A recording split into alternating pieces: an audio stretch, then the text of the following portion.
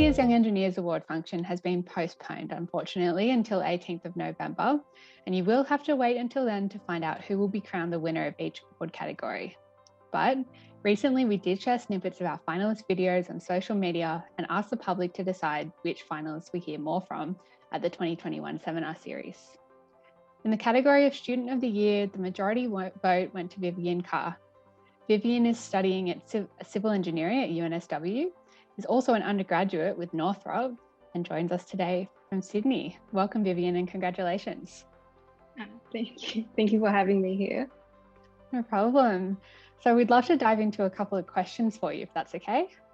Let's do it. So in your video, you raised a lot of great ideas about different building services measures, particularly in the mechanicals and controls space, that could help with improved air quality, efficiency, and potentially infection control as well. How do you think universities could best communicate and engage with their students about the measures they're taking to ensure the students really feel comfortable returning to campus? I think it's important for universities to be able to communicate proactively, frequently, and in a transparent manner. I think the form of communication can be via weekly emails or even promoted posts on social media to really be able to reach as students as possible. I think that communication should also be a two-way street. For example, universities can have an open forum or live discussion panel where students can give feedback or ask any questions that concern them. But at the end of the day, I think universities should have a period where they keep remote learning as an option so that students can make their own decision on whether they feel comfortable to return to the campus. Yeah, nice, and definitely agree. It seems to be very consistent with what's happening in other sections of the industry as well at the moment. So moving on a little bit, this would have been a very challenging time for yourself to be studying. In your experience, what do you think has been done well, or maybe what could be done better by universities and industry to ensure that even in times like this, we're inspiring and connecting with the next generation of building services engineers? I think that it has been a challenging time for everyone, even those who aren't studying. But I feel very grateful that my lecturers have been supportive and considerate. They've been able to help us transition into remote learning pretty well.